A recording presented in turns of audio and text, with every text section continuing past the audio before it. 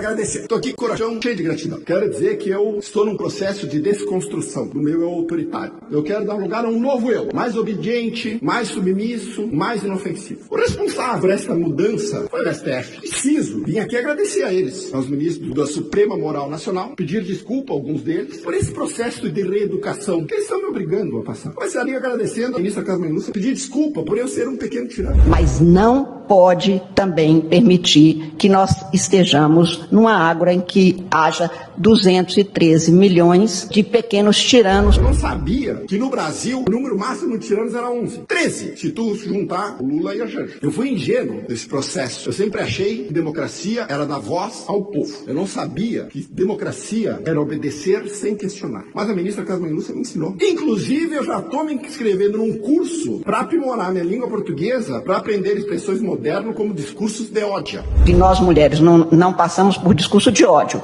Como eu tenho insistido, é discurso de ódio. Outra pessoa que eu preciso agradecer é o ministro Barroso, que disse que era preciso recivilizar o Brasil. Até ele falar isto, eu não sabia que eu era um bárbaro primitivo que precisava ser recivilizado. Eu pensei que civilização era respeitar o voto da população, que civilização era ter liberdade de expressão, que civilização era respeitar a Constituição, pagar imposto e sustentar Brasília. Parece que isso não é suficiente. Eu também, para ser um civilizado, preciso pensar dentro da caixinha que os ministros do STF dizem que eu posso pensar. Outra pessoa que eu preciso agradecer, ministro, que me fez subir um degrau na escala da evolução pessoal, foi o ministro Toffoli. Eu não sabia que memes eram um risco existencial à humanidade. Já estou convencido que distribuir memes é crime lesa pátria. Graças a Deus, Toffoli está aqui para esclarecer, nos iluminar com a sua sabedoria. Gilmar Mendes disse... Nós todos hoje somos admiradores do regime chinês, né?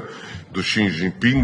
Bom, impressionante. Um regime sem oposição, um regime sem liberdade, um regime sem imprensa livre, um regime com campos de reeducação, sem essa coisa chata de liberdade, entendeu? Essa coisa chata de dar liberdade para 213 milhões de pequenos tiranos, tem nada a ver. Que bom que o ministro Gilmar Mendes enxergou isso. Se ele precisar importar o regime chinês, ele só precisa substituir o Congresso por um comitê central nos moldes dos soviéticos. Todo o resto já está montado. Outro ministro que eu preciso agradecer é o ministro Alexandre de Moraes, que disse que as redes sociais são o que de pior existe no nazismo. Aliás, se vivessem hoje, certamente Goebbels seria um youtuber e Hitler seria TikTok. Detalhe importante falar que quando eles surgiram, também não existiam redes sociais, só existia imprensa chapa branca. Mas isso deve ser coincidência. A internet deu voz aos imbecis. Eu conheço, ministro, que eu sou um dos imbecis. Pensar, falar, discordar requer algum tipo de ingenuidade. Para resolver esse problema, eu já estou me inscrevendo naquele cursinho de democracia supervisionada que o senhor obriga os reféns do 8 de janeiro a fazer. Quem sabe eu aprenda naquele cursinho a ser menos imbecil e mais iluminado. Como se Quem sabe a gente aprende que liberdade só existe com autorização. Finalmente, eu preciso mencionar o ministro Flávio Dino, que disse: a liberdade de expressão não pode ser usada contra a democracia e que liberdade de expressão não é liberdade de agressão. Ou seja, só é livre quem concorda, só pode se expressar quem elogia. Se você não concorda, se você não elogia, você é nazista, fascista, agressor, extremista. Agradeço ao ministro Dino por defender um selo de aprovação do governo federal do que pode ser dito ou não pode ser dito. Prometo usar minha voz daqui para frente só para concordar, de preferência batendo pau. E eu não posso elogiar esses 6 ministros sem elogiar o líder de todos eles, que é Luiz Inácio Lula da Silva. O homem que se diz democrata, mas que se alinha com todo tipo de ditadura, que governa por narrativas, o homem que aparelha as instituições, o homem que quer controlar a informação, o homem do governo do amor. Sem Luiz Inácio Lula da Silva, todo o processo de destruição da economia, destruição da democracia brasileira não seria possível. Só há um porém. Em 2026 ele vai perder a eleição. E em 2027 o Brasil voltará a ser um país com liberdade de expressão, um país com um futuro, um país com uma economia sólida e próspera, um país que sorri, uma nação que pensa. Ou seja, voltaremos a ser tudo aquilo que os ministros do STF mais temem. Um povo de pequenos tiranos, bárbaros e imbecis.